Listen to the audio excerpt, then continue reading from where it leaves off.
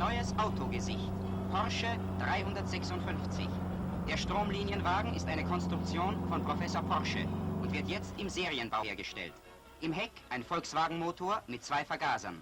Leistung 40 PS. Spitzengeschwindigkeit 150 Stundenkilometer.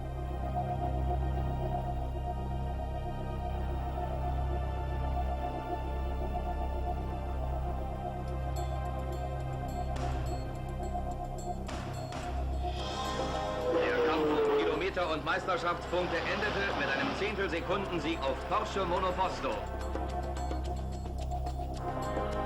Mit einem Durchschnitt von 197,6 Stundenkilometern sichert sich Porsche den Sieg. Winning the Targa Florio is a Porsche tradition. For the first time, Porsche scored a complete victory at Le Mans. Nach wie vor wird voll gefahren.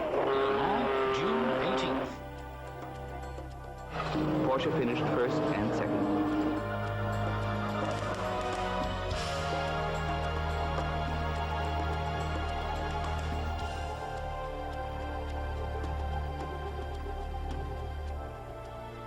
Is it a myth? It is a myth, really. Porsche has a certain mystique. A legend. I don't know if the two can be the same thing. Not really a myth. To me, the moon's a myth, the sun. A great, great story. But not the Porsche. C'est pas seulement James Dean. C'est fait pour les belles femmes. Lié à la jeunesse, à l'énergie. Je pense que Ferrari est un mythe. Porsche is a myth in and of itself. Porsche is a fact. Se Porsche non è un mito, non so che cosa sia un mito. Myth is probably too big a word for it. No, Porsche is not a myth. Porsche is very real. How do you make yourself a myth? I mean, they've done it.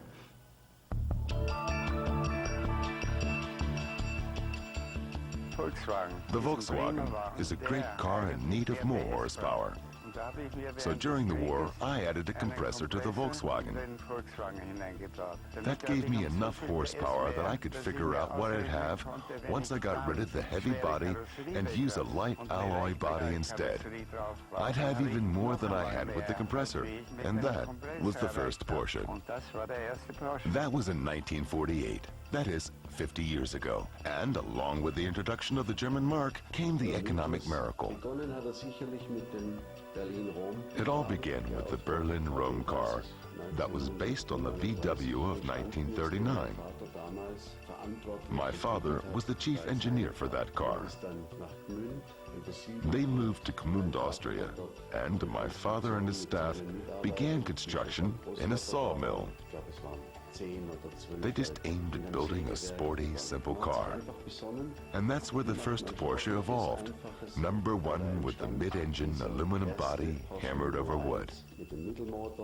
The 356 was an outgrowth of this car. Aus dem heraus entstand ja dann eigentlich nach dem ersten Auto der 356. Mechanical legends come to life on the workbench. The first 52 Porsches were built by hand in an old sawmill in Gmünd, Austria. Dr. Ferdinand Porsche returns to Germany from Austria. The ingenious creator of the VW will build this fast touring car with a top speed of nearly 87 miles an hour at his factory in Stuttgart. Professor Porsche and his son. And Ferry Porsche was a business pioneer. The first Porsches, made in Germany, left the Reuter body shop in 1950. The production process itself was an adventure, but the result is one of the most beautiful cars of the day.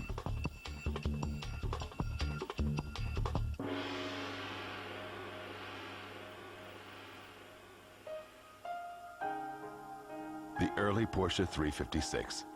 The front windshield is still split. There was no tachometer. This convertible was an unattainable dream for the bike-riding majority of Germans. The 500th Porsche rolls off the assembly line after 3 years. The handcrafting of the car provides employment for many. The design is still completed by hand. Since the first Porsche appeared, there have always been certain design characteristics that were never really consciously set down, but have nevertheless had a great influence on the design of the brand. This car set something in us into motion that we still think about today. They've managed to keep the soul of this car to the present day. C'è l'anima di questa vettura qua. Mon goût va vers la première. Pour moi, Any departure from this first model is unfortunate. Nothing is more beautiful than the first Porsche. 1951, the light metal coupe, a racing version which marked the beginning of a great passion, the 24-hour race in Le Mans. The Porsche Spyder defines the trim silhouette of the racing car, 1,200 pounds and 110 horsepower. The price makes the Spyder popular. The technology brings success. 1954, Le Mans.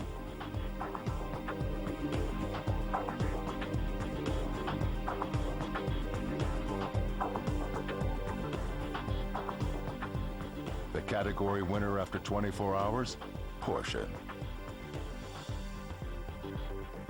The nice thing about it was, and this has a lot to do with the myth, that the Porsche took part in sports events as a very small car and competed against cars with twice the horsepower and won anyway.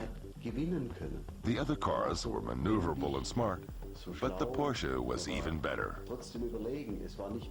It wasn't a question of power. The design was simply ingenious. I remember the Carrera Pan America in Mexico. Early in the race, something in the frame broke, but we didn't have the parts needed to fix it. We bought all the water pipes we could from the Indians in the surrounding villages.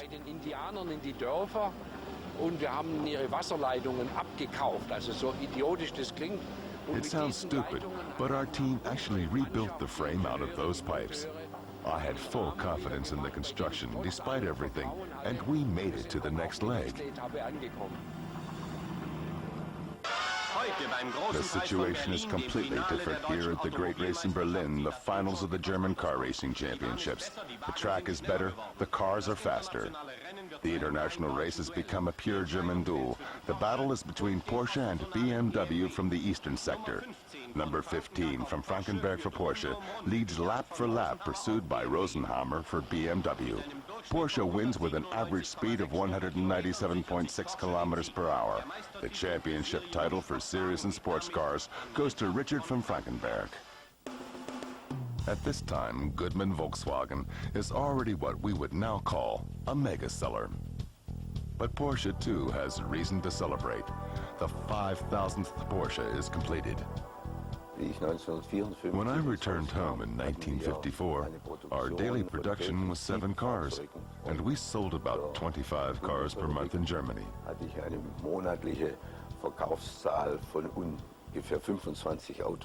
The Porsche myth definitely evolved over the past few decades because of the continuity of our model policy, because of the commitment we've shown to racing all these years.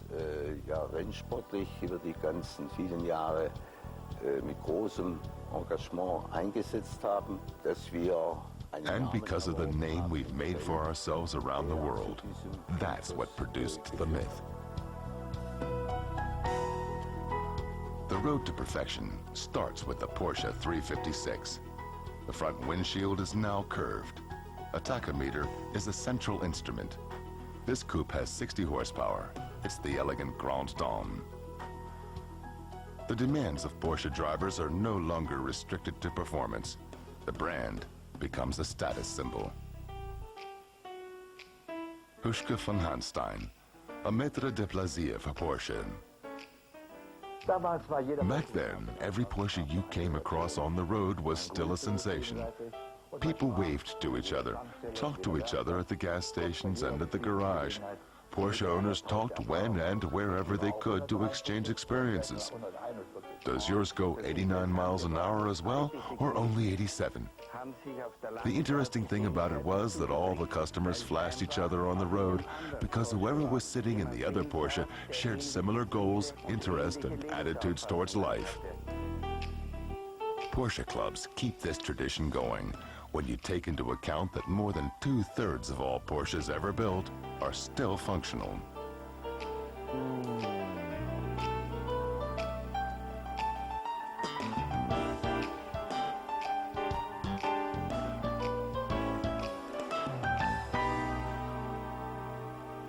There are a number of things that are a myth among people. It's those you don't forget when they've died and who in death shine brighter than before, like Marilyn Monroe, Marlene Dietrich, Elvis Presley, and John Lennon. Those are legends.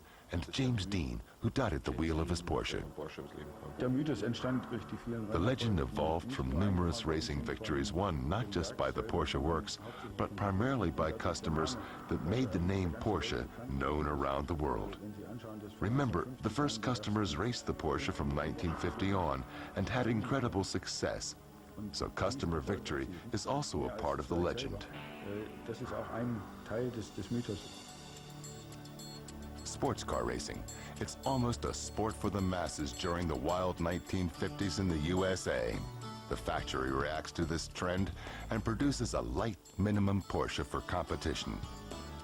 The designers create a Californian romance car with a low windshield.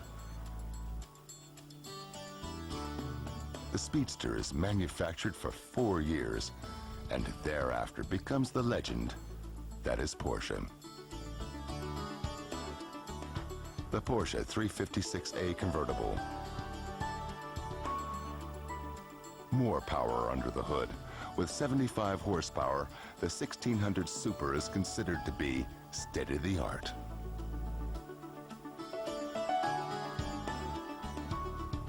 And the numbers continue to climb in 1956. The 10,000th Porsche leaves the production line. Of course, the Porsche has now become somewhat more civilized and comfortable. The Porsche back then, prior to the 911, the 356, and also the racing cars, they were more brutal, a total driving experience. A wild child of the wind like the 356 Carrera wouldn't have had the same market success later on. 356 Carrera, a born winner. A new 4-cylinder boxer engine with 4 overhead camshafts. Its career is launched in 1955 with 90 cubic inches and 100 horsepower, and in 1961 with 2 liters and 130 horsepower. With a new engine, Porsche advances into the Champions League.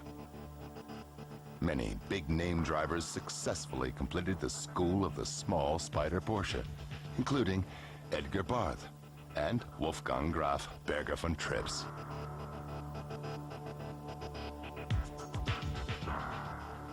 The Spider RSK survived as a refined piece de resistance.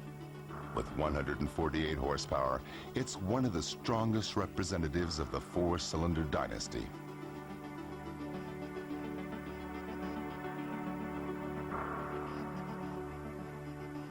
Long-distance races, the never-ending challenge. A man in a cap leads the team from victory to victory. Huschke von Hanstein.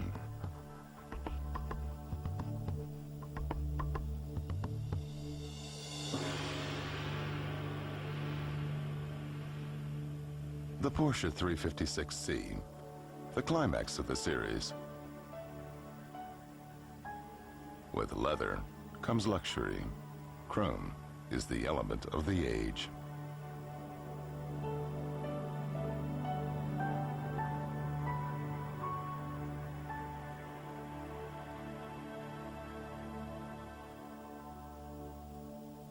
At any rate, the Porsche is presentable, even to royals, the Grimaldi family of Monaco. People liked to be seen driving it. The car evoked some sort of affection. It wasn't big. It was more pretentious in its modesty. One simply had the feeling that the Porsche driver was also a gentleman. In this day and age, a Porsche driver has to be a very successful person with his own lifestyle. A qualified expert, courageous and extremely influential.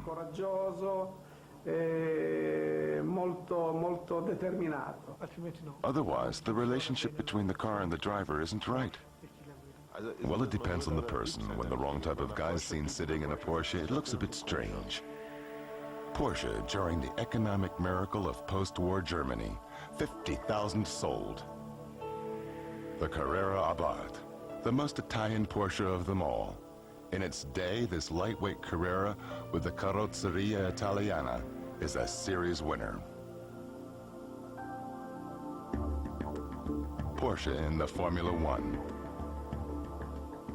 I remember going into the race, I had a big cold, you know, a lot of sinus, I could hardly breathe. And when we won, it was just a great thrill for the whole team. And my cold was completely gone. It was a tremendous experience. We knew it was historically important, and it was just a wonderful thing to do.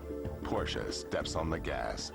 The new engine, 91 cubic inches or 1.5 liters, 8 cylinders and 180 horsepower. American Dan Gurney wins the race in Rouen, France. But the Grand Prix days are over at the end of the season. Fame is just too expensive. Ich kam damals neu ins Studio. I was new to the studio, and my father was always saying, "Is the car too small? Should we make it bigger?" Some customers thought the car was too small, so they weren't buying another one. Those are the things that make you stop and think if we can get more customers, if we want to build a four-seater. But the question is, can I get more customers by doing it? The result, a chassis 7.5 inches longer called the T7. So the successor to the 356 was not a result of simply deciding to do things differently. We always talked about it, and then we finally experimented in plastic. We cut it apart, made it a bit longer, and changed it around. We discovered that the shape of the old Porsche no longer went with a longer car. It was all a result of working on the model. It was never the intention to create something completely different. The 356 was a great car. It was widely accepted. It had a solid customer base. That was the foundation. The 911 was built. It looks a little bit different, but is still basically the same as the 356. A short car was produced after the T7 that was similar to the 356 in its spatial form.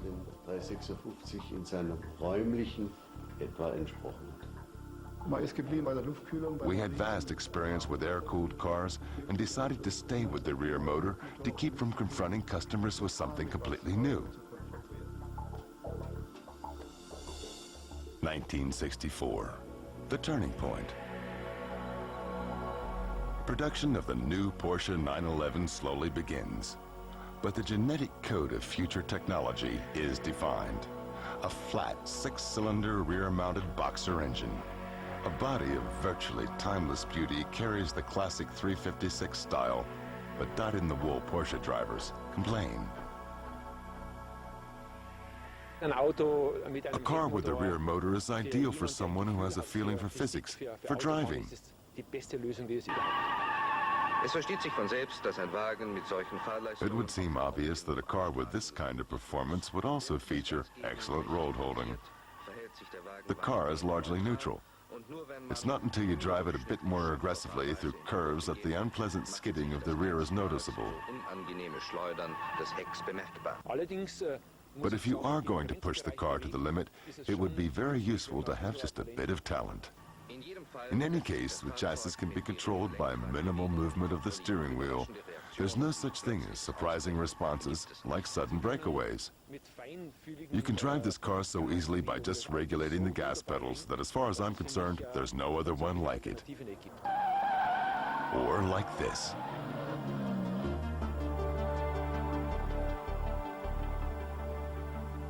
Porsche to me is the 911 legend. To a Porsche driver, the legend is the number 911, the shape of the original 911. That's the Porsche myth that people need. Specifically because the 911 combines all possible aspects of the word myth. I can imagine that men think of the Porsche differently, also in its evolution. But to me, it's primarily a car, but certainly not a myth. It evolved during the course of a conversation. What can we do to make the car different? And the result was the Targa.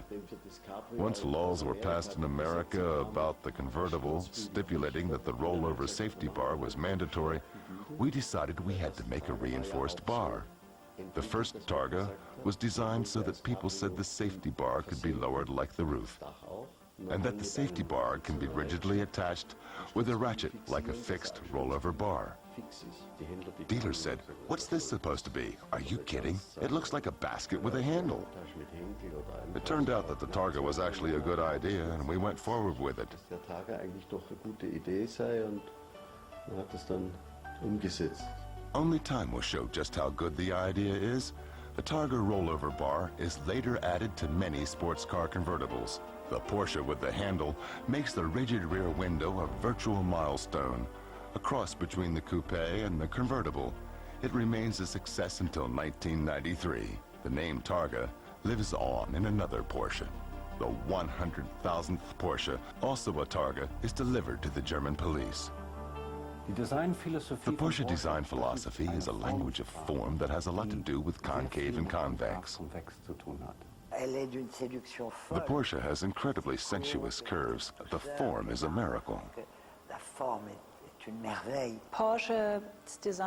The design philosophy also has a lot to do with the quality and emotion of shape and form, since Porsche is the only German car manufacturer to risk having wide hips, so to say, a wide rear end and narrow waist, very feminine erotic cars.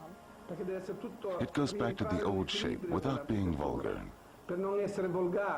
A sleek silhouette is the order in racing sports in the mid-1960s. The Porsche 904 identifies a new racing car generation with minimalist elegance. Their idol is no longer the well-endowed Marilyn Monroe, but the model Twiggy, tall and thin. The last king in the four-cylinder dynasty with a 2-liter engine and 180 horsepower was a series production and successful around the world. We made the crank seats for the racing division, a seat specially proportioned for every driver, and we said we could still do more. We can make moldings. That's how the 904 came about, with a rigid steel frame that the body was set on and laminated. This desirable collector's item from the vast Porsche model range is now worth more than 10 times its original 1965 price. The shape of the 906 bulges again. Porsche appears on the stage as a global player. The challenge posed by the competition results in a variety of new racing cars in the 906, 910, 907, and 908 series. Over the years, ever since I first started driving for Porsche, I think every car they've ever produced has always been the best car the world's ever seen at that time, in terms of reliability, in terms of performance. Whereas that was not the case with so many of the other cars that we were racing against at the time. Porsche's hunting ground, the North Curve at the Nürburgring track. Winners of the 1,000-kilometer race, Vic Elford and Joe Siffert. I think that we didn't go for the money as much as for the prestige and the enjoyment of driving these fabulous cars. I mean, to drive for Porsche in those days was the ultimate, and to be one of the chosen few to be picked to drive for those races was fantastic. So if they also paid you, that was really just a bonus. Daytona, 24 hours under the hot Florida sun. Once again, 3 Porsches lead the pack. The 24 hours at Le Mans. Joe Siffert starts for Porsche. But with only 3 leaders against more powerful competitors, victory remains elusive. Porsche is a very, very important part of automotive history, but it's certainly not a myth. The myth that is Porsche is based on the fact that Porsche has always been committed to motorsports and is synonymous with technology as well as with new avant-garde techniques. And I believe that's the Porsche myth. Porsche is a fact. Porsche is a fact of life. A myth is something that doesn't really exist. The Targa Florio, an adventurous road race in Sicily, comes down to a question of honor. Ferrari versus Porsche is the duel of the late 1960s. The 40-mile circuit through the mountains and villages of Madoni are full of adventure. The match ends in 1973 with the score standing at 7 victories for Ferrari, 11 for Porsche. The romance has its risks and side effects. It's funny, with co-drivers, you never become very close friends, hardly. You're friends, you know, and you don't argue or have any problems like that, but you never discuss. I never discuss personal things, and Siffert or X never discuss personal things with me. Je regrette un peu cette ambiance qu'il y avait à l'époque. I miss the atmosphere we had back then a bit, even if it was a much sadder time because the races were much more dangerous and we lost several good friends. You must stay a little bit distant, because in those days, when it was really dangerous, in the 60s and 70s, you didn't know if somebody was going to be killed the next day. Ja, der Rennsport war leider. Unfortunately, racing was a forbidden game for me. My father always said, I only have one son, and I've got enough drivers. Ich habe nur einen Sohn und Rennfahrer habe ich genug. The 914 was definitely an interesting car, but we didn't know who'd want it. Is it going to be built as a cheap Porsche, or will it be built as a Volkswagen? A reflection of the time. That refers to the Germans and their way of determining what is right and what is wrong in design. The model led to controversy. Some thought that it had to be distinctly Porsche. The others questioned that, saying, why? People who are going to buy it will buy a Volkswagen. It's got a 4-cylinder engine too. The mid-engine car returns in the guise of the 914. However, the sleek 2-seater is too little Porsche and too much Volkswagen. The emotions it elicits are mild, but its success was incredible. 120,000 were sold in 6 years. Who would have thought of that? Una rottura c'è già in questa vettura, forse l'unico esempio. The only example in which it comes to an actual break with the existing characteristics that make a Porsche a Porsche. Che, come ho detto prima, era già individuata.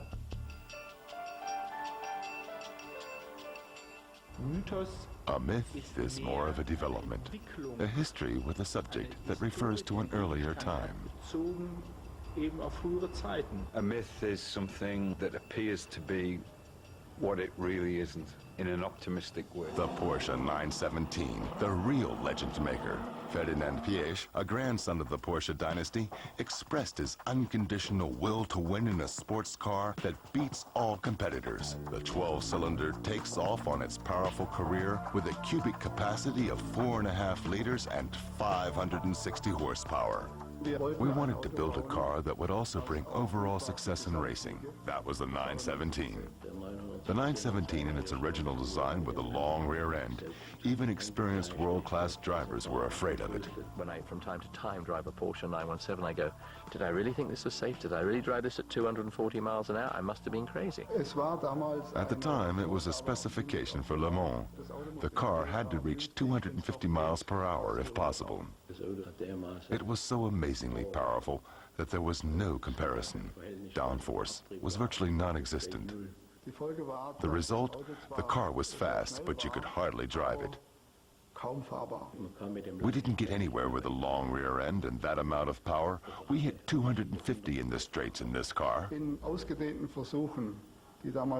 After exhausting testing in Seltweg, Austria at the end of 1969, the body shape was changed so that there was more downforce on the rear axle.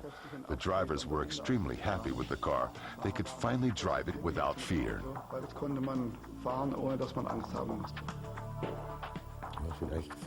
Well, maybe we should start with the greatest failure.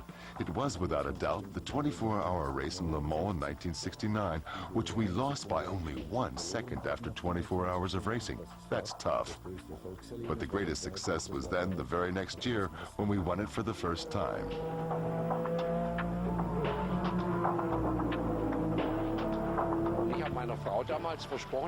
At the time, I promised my wife if I win today, I'll quit racing. I wasn't really thinking. Anyway, that was the climax. After trying so often to win it all, and for me, of course, it was a great way to say goodbye. First, Hermann Atwood. Second, LaRousse Kausen. Third, Linz Marco. In 1969, Porsche wins the International Championship of Marques for the first time. Two strategists of the time, John Wyer and Porsche racing director Rico Steinemann. A myth most certainly needs success, and Porsche has been very successful in car racing. The kind of racing that Porsche did or does is not so attractive to the public as Formula One racing. That's why I think that Porsche is so convincing as a functional sports car. You know you're generally an ultimate machine from the standpoint of sophistication and excellence on the mechanical side.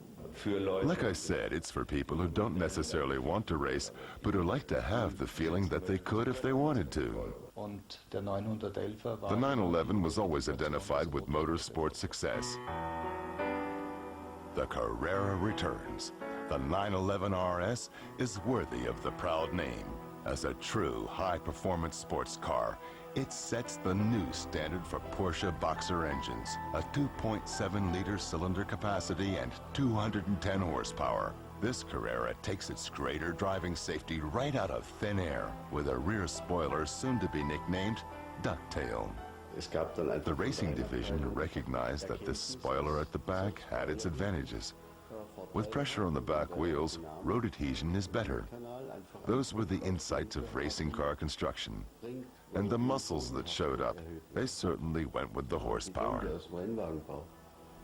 Und diese Muskeln, die halt irgendwo sichtbar wurden, die haben also auch mit dem PS irgendwo zusammengepasst.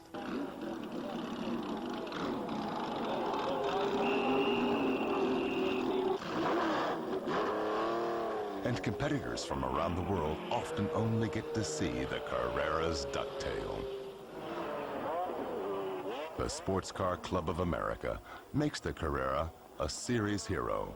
In the International Race of Champions series, winners in many categories compete for the title as the best Carrera drifter. In the mid-70s, Porsche engineers aren't just thinking about a lead of 1/100th of a second, but of a service life of several decades. They want to put a galvanized body into production. And they give new impulses with their study of a long-term car with a service life of 20 years. This feat of endurance from 1973 would today fall victim to supposedly environmentally conscious fiscal policy. The basic idea was to use the limited resources available in this world in such a way that they are not disposed of after use.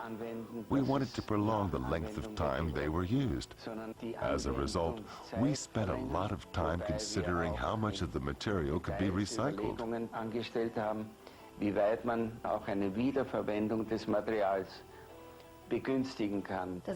Of course, it's better than throwaway cars. However, it detracts a bit from the fundamental problem. You may ignore it for a while thinking we aren't as detrimental to the environment as we might have been before. You often hear about environmentally friendly cars, a contradiction in terms. At the most, they are only somewhat less environmentally polluting as others. If the automobile is to have a future well into the next century as a means of transportation, it has to become more efficient and, above all, become a long-term car. We can save amazing amounts of energy, raw materials, and resources if we build cars that run not only 200,000 or 300,000 kilometers, but 1 million or 1.5 million kilometers. I think that's an idea where developments in technology should be pushed. That's something salespeople have to work on too. How does this fit in with sales concepts of tomorrow and the day after that? Man hat heute bis zu einem gewissen Grad Angst. To a certain degree, the fear is that these measures will reduce sales. On the other hand, we have seen where we'll end up if we continue to exploit everything available to us without stopping to think whether our children will still have those resources. Von dem, was uns zur Verfügung steht, einfach aus den Vollen schöpfen und nicht darüber nachdenken, ob unsere Nachkommen es überhaupt noch haben. The myth was certainly built by the product, by the success in sports. Porsche was built on races, and Porsche also, with practice from races, put us in street car. And of course, by Professor Porsche himself. I have a very strong feeling for Dr. Porsche, and I respect Mr. Porsche, Ferry Porsche, very high. Ferry Porsche used to visit the different departments and always had the time to take care of small matters personally. I can imagine that the inventor, whoever sent Porsche on its way, was a remarkable business person. He paid attention to what was going on at the factory, asked people their opinion, but he also voiced his own critical opinion, surely with a certain charisma and aura, but it's far from being a myth to me. I always ordered a 911 so they wouldn't stop producing it. That too's a myth.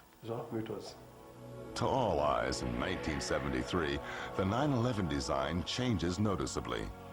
Initially, the bumpers with the pleated bump rubbers are regarded as an unpopular concession to American crash regulations. However, hardliners will later prize them as part of a work of art. To me, the 911 is the car that is absolutely the best expression of the spirit of Porsche. As of 1972, Porsche begins searching for the ultimate challenge in racing sports in the U.S., its most important market. In order to compete with the cubic capacity monsters born in the USA, the most powerful circuit racing car of all times just about makes the grade. Can-Am was a very big event in Canada and the United States. It was really the only professional road racing circuit we had. The Can-Am car was an unlimited car. You really could do just about anything you wanted. So it brought a lot of engineering, and this, of course, was a great opportunity for Porsche. They brought out the 91710, and here was a 12-cylinder air-cooled motor and twin turbocharged with 1,000 horsepower. It was a courageous decision, since at the time, no one had ever been successful with a turbo engine. Neither with serious productions for everyday driving, nor with racing cars.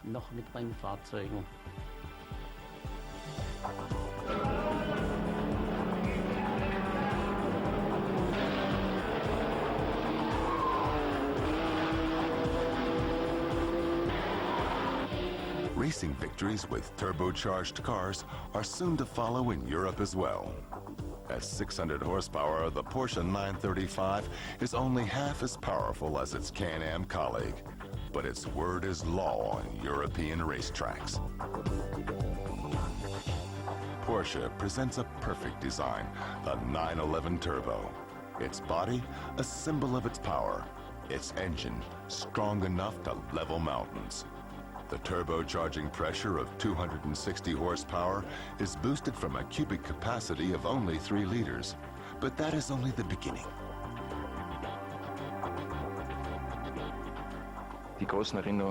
I have great memories of the Turbo. It was my dream when I was 17 or 18, and I remember it well. It was the time when the 3-liter Turbo first came out. Those were wild times because this car was constantly driven at racing speeds on normal roads. The Porsche myth, that includes the mistakes, because without mistakes, you could never define what is good. The 924 never was a Porsche, not even when they souped it up to a 3-liter engine. It couldn't be. The 928 was already on the drawing board when the 924 hit the road. They looked at the car and asked, what do people like about it? Who agrees with this or that? Are there any other comments? The question was, which model gets which engine? The answer was, the 928 will be the Porsche, and the 924 will be the Volkswagen.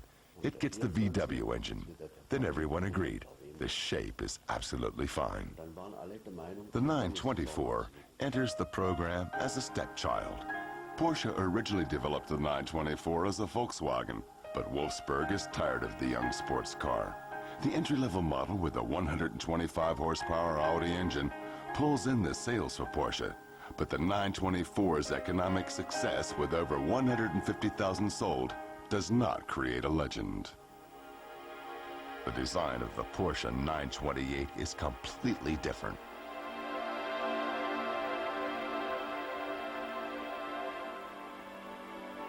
It does not borrow the classical Porsche style, but reacts to market demands, primarily in the US. In den 60er Jahren entstanden in Amerika Vorstellungen über... In the 1960s in America, people began thinking about passive and active safety, and these ideas were becoming law. If they did, they couldn't be met, specifically for actively driving Porsche cars. Porsche began thinking about other solutions, alternatives to cars with rear engines that would better be able to meet the American laws. Lösungen überlegt, andere als Heckmotorwagen, die besser diesen amerikanischen Ideen entsprechen könnten. The Porsche 928 obviously aims at greater things. A powerful car is created with a powerful engine, and in deference to America, 8 cylinders. But Porsche drivers don't look for the power and the glory in the outward size, but in the inner power. In the face of the turbo, the 928 is powerless. Una carrozzeria che non permette troppi... A body that doesn't need much work, that already has clear lines. If you want them, Porsche has also introduced several American elements. Qualche soluzione di influenza americana. Es war sicher ein interessantes, gutes Auto, aber hat It was definitely an interesting, good car, but it didn't have enough of the 911 character. It wasn't Spartan. Maybe it was over-designed. vielleicht zu sehr designt. In Le Mans, Porsche starts its second victory series. In 1976, Jackie Ickx and Gijs van Lennep are victorious in a Porsche 936. The 6-cylinder boxer engine of the 911 is the driving force from then on. When you drive on a team like this, things are both simple and complicated at the same time. Simple because you're driving one of the most incredible cars. Complicated because you're under enormous pressure to succeed. You have to win with this car.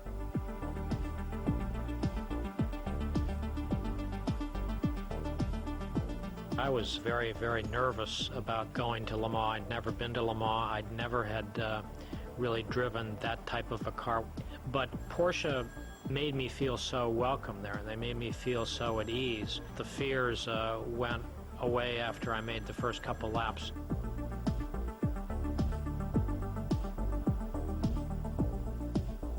We had a problem in the transmission or something, and the whole rear end of the car was spread out on the ground, and they were fixing it. I got in after they had fixed it and went out, and immediately went, right up to speed. And after I got out, he walked up to me and he said, "Hurley, weren't you at all afraid or hesitant that the car might not perform properly?" And I looked at him and I said, "No, because Porsche mechanics put it together." It's an experience you have almost every day, the sense of belonging. And you can do a lot with that in just a short time. We can almost move mountains.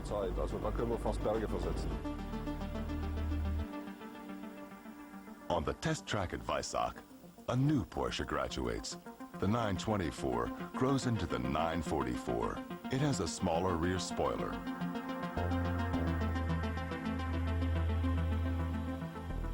Under the hood, a straight 4-cylinder Porsche water-cooled engine with 2.5 cubic liters and 163 horsepower. The technology is now 100% Porsche. I believe there is a spirit and soul in people's work, in their design, that goes into the things they make. And of course, Porsche is also an expression. I would say it represents the national idiosyncrasy.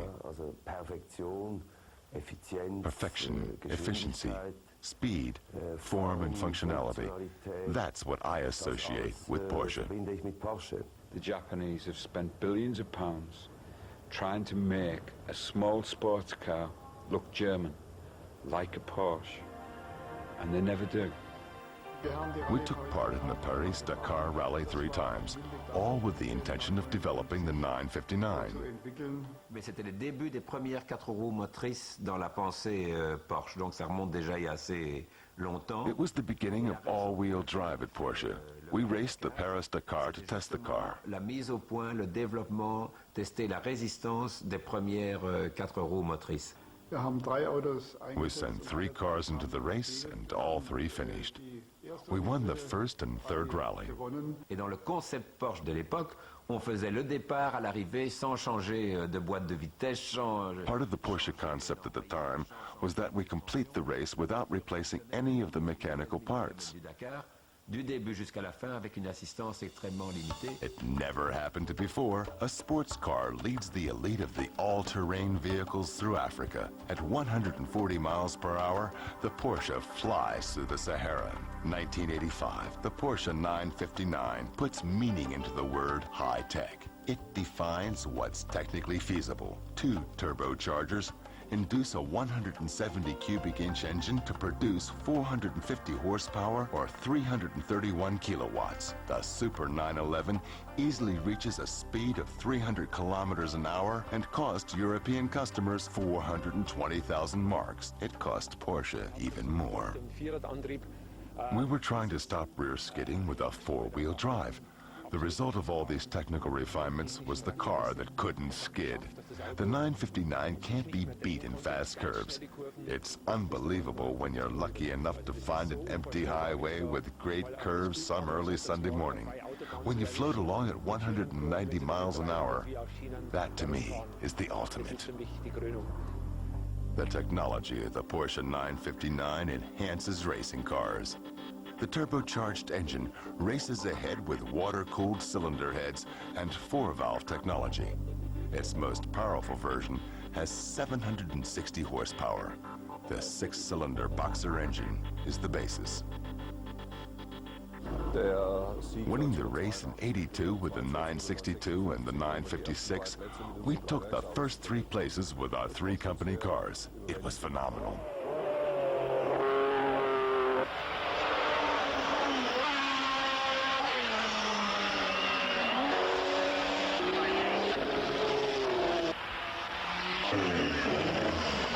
And then out of the blue, the competitions director said to me, Derek, he said, now I've got the 2 best drivers in sports car racing. You will drive with Jackie X. And my mouth hung open. I had the privilege of driving this magnificent make. But I remember I went to bed that night and I couldn't sleep. And I just lay in bed and I thought, I'm going to win Le Mans.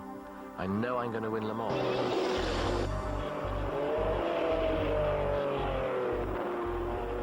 The Victory Series that started in 1981 in Le Mans continues until 1987 with 7 first-place wins. The only remaining challenge, the Formula One. Porsche faces it again. For Technique d'Avant-Garde, a Formula One engine is created, a 6-cylinder with 2 turbochargers. Porsche was very successful in Formula One racing with the TAG turbo engine. That was also my last World Championship race, the one where I beat Prost. Prost became world champion once after that. The turbo engine with 1,500 cubic centimeters produced over 1,000 horsepower. It was sensational. We dominated the entire season with McLaren. The World Championship was practically fought between the McLaren-Porsche team drivers. There was no one else to compete with.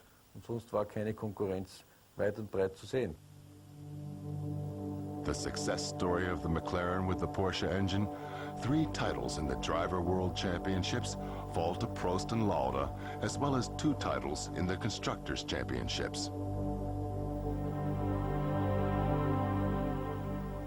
Sure, Porsche's a myth. It has earned the right to be a myth. I think Porsche can claim that. A Porsche can do more than a normal car. It is still a very solid, absolutely reliable car. Look at their successes in sports cars, Formula One. It's precisely this element of suspense that creates the myth. What more can you say? I mean, the results just speak for themselves. 1989, a succession of generation. The new 911 with project number 964. The 911 is an incredible object that goes beyond good and evil. I see the 911 when I close my eyes and think of a Porsche. The old model retires gracefully with a special series. 2100 speedsters captivate the eye with an uncompromising openness that no other Porsche has dared since the 50s. The new 911 has a smoother body and integrated bumpers. The rear spoiler discreetly disappears when the car is parked. The turbo is truly impressive with its sensual shape.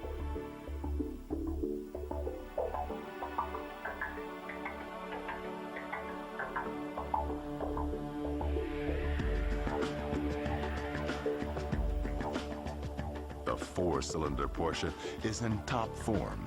As the 968, it achieves the performance of its powerful colleagues. The four-cylinder 3-liter engine has an impressive 240 horsepower.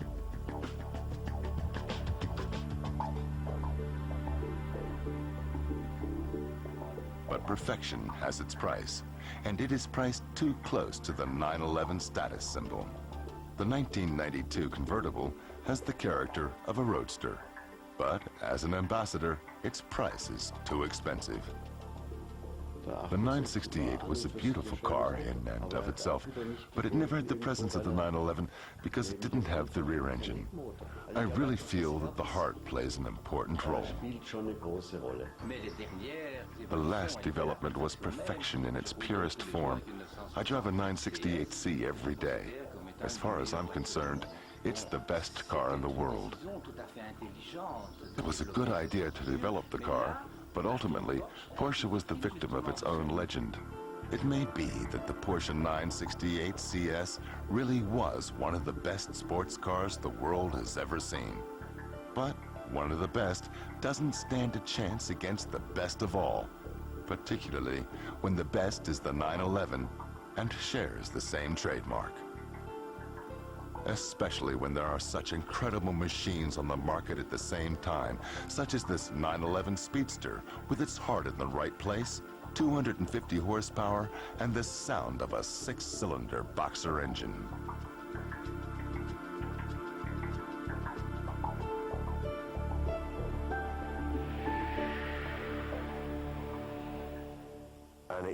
An ideal symbiosis of functionality, beauty, and efficiency. If you see people driving a Porsche, I think there's a certain degree of envy. The new luxury of the ultimate, in simple, quiet comfort. And that results in myth.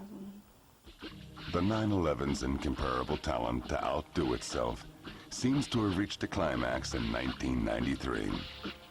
Stylistically, the body that could look back on a tradition of over 30 years is brought to a new level of clarity in the 993 series. The new chassis of this series is second to none, and the engine is far from reaching its full potential with 272 horsepower. The resources easily extend to the potential of the turbo model that is capable of putting 408 horsepower on the road by a permanent four-wheel drive.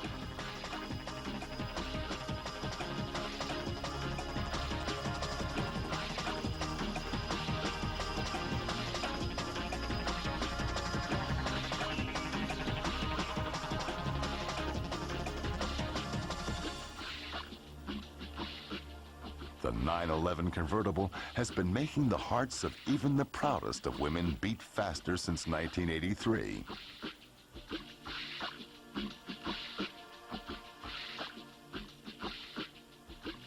The Carrera RS with its rear spoiler is something more for the wild and daring who just seem to live for the fast life on the racetrack.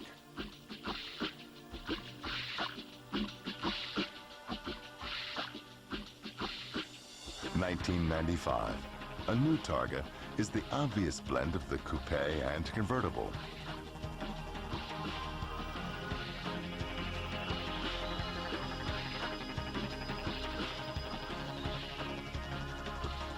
A glass roof creates the illusion of constant openness. Fresh air is available at the push of a button. The roof opens electrically.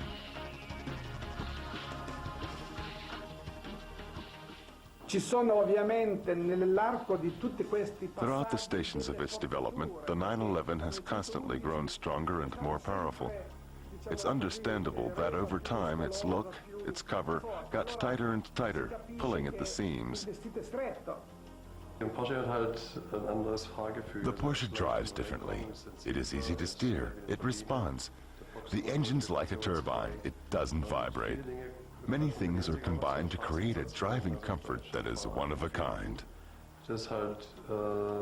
The things the customer experiences have to be changed carefully and with sensitivity so that the customer always has the feeling of sitting in the same car, that he doesn't have to grow used to the new car.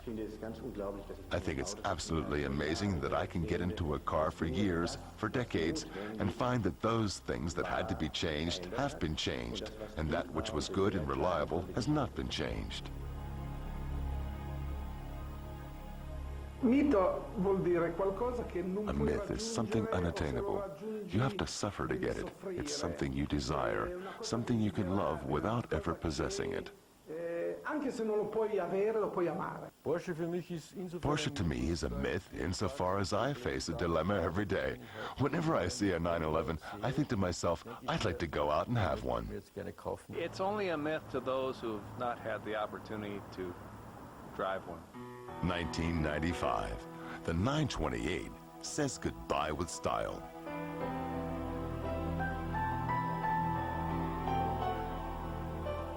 Over the years, it's evolved into an 8-cylinder, 4-valve, 5.4-liter engine with an impressive 350 horsepower. But in the ultimate power play, the turbo was always ahead. Der 928 hat The 928 had good customers, primarily because of its price positioning on a relatively small market. It always brought in its share of sales these 20 years. Demand declined only in the end.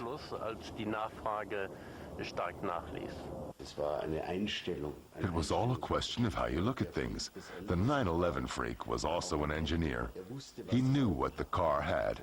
The 928 was simply an oversized sports car. We look at the situation differently today. Porsche customers have split into different groups. The word is, our real Porsche has the engine in the back. Success without stress. After 50 years, the millionth Porsche rolls off the line. The Porsche is definitely a myth. And for those that like its style, it drives wonderfully. Personally, I wouldn't buy a Porsche because I drive an English taxi and I love it because it's got so much legroom inside. We've always had Italian and English cars, those crazy but not very functional cars. And compared to the Porsche, all of these cars were bizarre, inefficient, loud wrecks. All of the things you actually love about these cars. Maybe I never bought a Porsche because it was simply too perfect and had almost too little character. Zu perfekt war und eben in dieser Beziehung fast zu wenig Charakter hatte.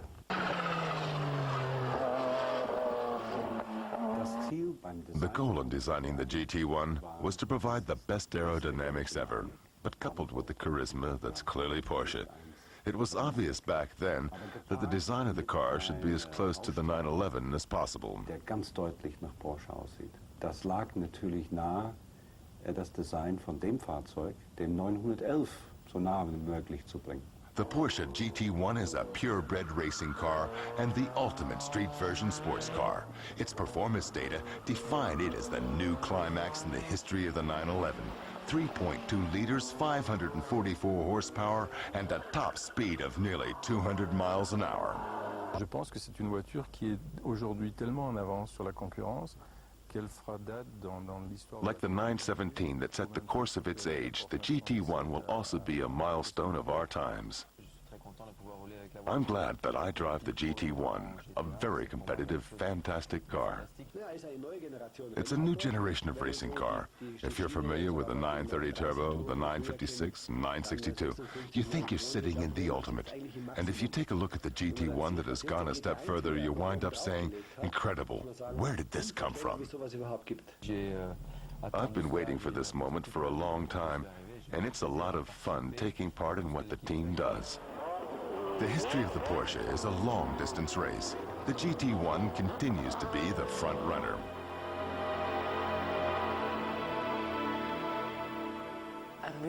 A myth will outlive itself, I think. It goes on longer than it should exist when it's actually gone. Porsche is definitely a myth, an element of culture. It's the essence of driving. It's driving pleasure in the purest form. You know, myth is something that is not really true, but Porsche is reality. Porsche is the dream of every child growing into an adult. If it wasn't reality, I wouldn't have had all the victories I've had in Porsche.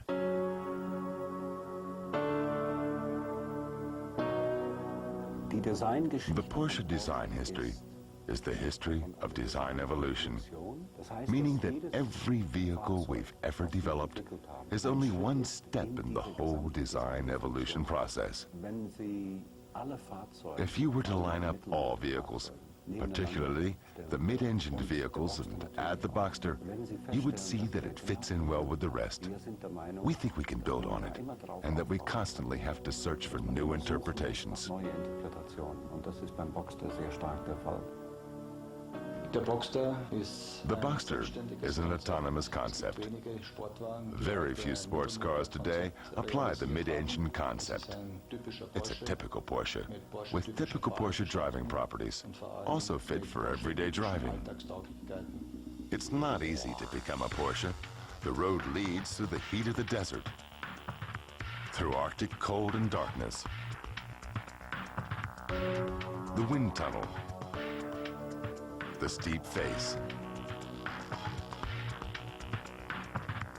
and for some of the prototypes, the journey ends at the crash barrier. This car is definitely typical of the spirit characterized by the right amount of innovation and the courage to change something. It's a refined car. On the one hand, the Boxster offers the comfort of a modern car, and on the other, you have the feeling you're sitting in a 550 Spider. Basically, it was the search for a car that appeals to younger people, not as a coupe, but as a small, open car. Porsche returns to its roots with the 1996 Boxer. The new entry-level version has a mid-engine like the #1 Porsche from 1948. The Boxster's design recalls the legendary Spider tradition. Although I still think about the old 911, there's no reason to mourn over it.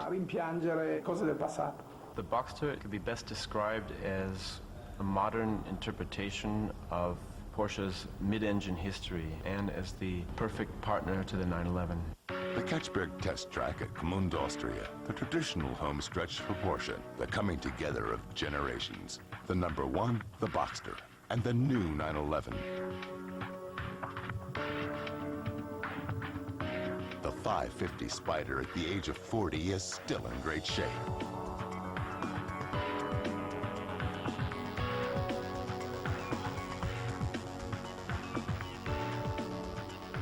The future's begun, and with it, a new chapter in the company chronicles. The title, the component sharing concept. The Boxster was the first Porsche to start down the safe path of established technology. It's followed the very next year by a completely new 911. A new 6-cylinder Boxer engine is the heart of the new strategy.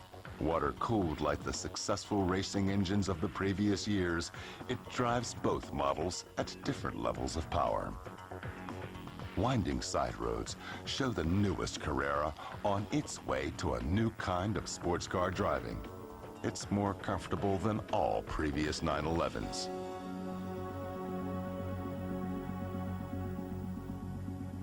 For over 35 years, the design of the 911 follows a clear, classic line that has repeatedly and successfully been updated over the years.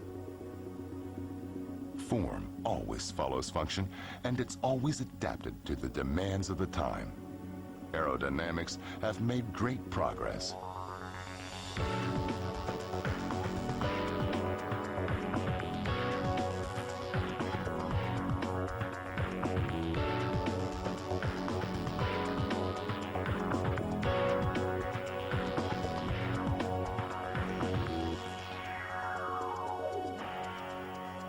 The water-cooled 6-cylinder Boxer engine. 2.5 liters and 204 horsepower for the Boxster, 3 liters and 300 horsepower for the 911. It's not just the elegance of the body of the 911 that's so convincing.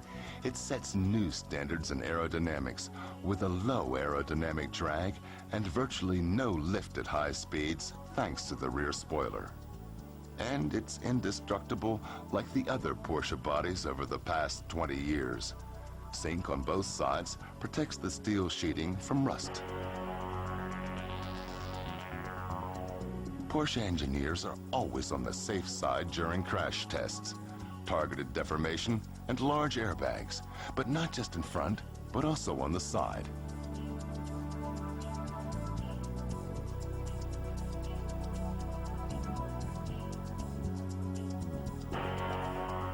Transmission, a 6-speed manual gearbox for active sports enthusiasts. The Tiptronic, an automatic with 5 speeds for the determined.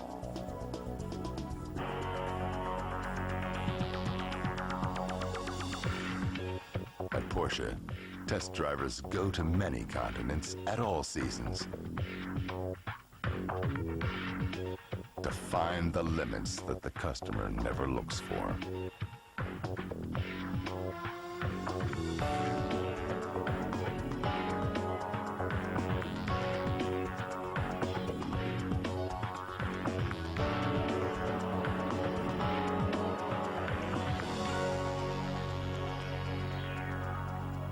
The Cabriolet convertible is the second model variation of the 911 series. Its basic design is similar to the coupe. The designers pulled all their creative stops in designing the body. The result is an elegant convertible with a completely retractable roof. The open sports car that Porsche has pursued for the past 50 years achieves a new standard of perfection here.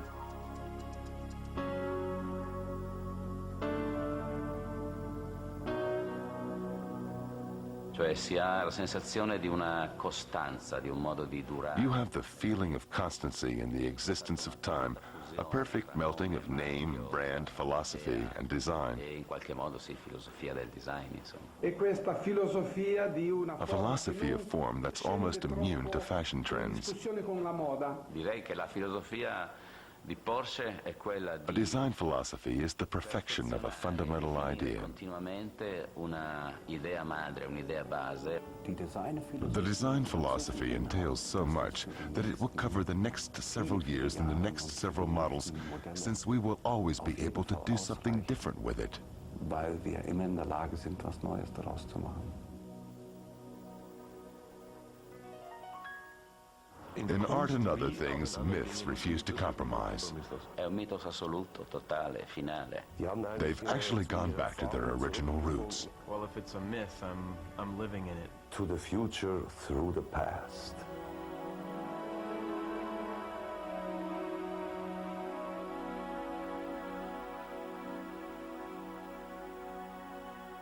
Ich danke allen meinen Mitarbeitern I would like to thank all of my colleagues and friends who have accompanied me down the long road of my life and who have helped me achieve the successes in my life.